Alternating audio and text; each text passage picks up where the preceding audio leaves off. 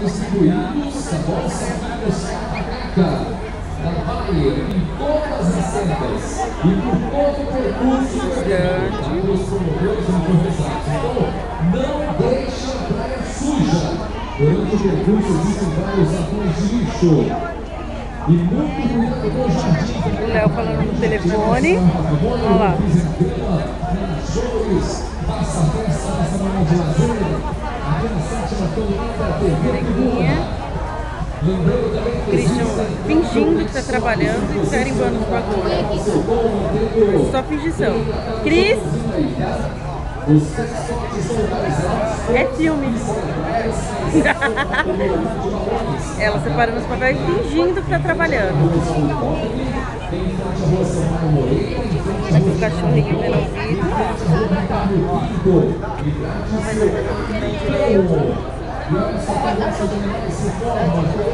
O Eduardo e o Celso de branco.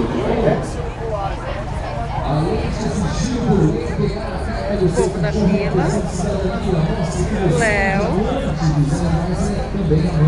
Ó, tem pano ali, ó. Olha pra cá, Léo. É filme. Hã? É filme. Mas o que vocês estão fazendo? Filmando. Para de me filmar! O que vocês estão fazendo? Eu tô falando pra menina que tem pano ali. Não adianta colocar aquilo ali, velho. Mentira. Ai, meu Deus. Só meu paninho.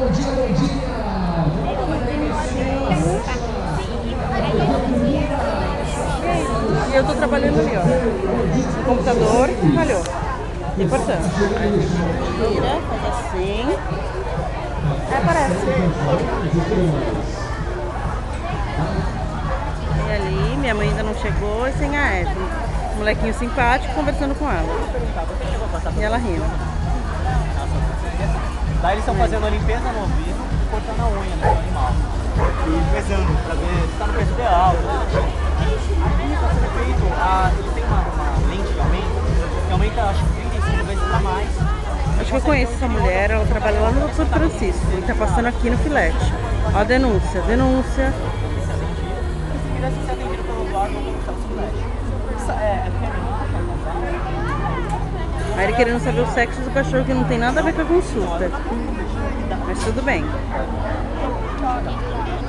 Agora eu vou sair do meu posto e eu vou fazer as plaquinhas. Esse é o povo da fila.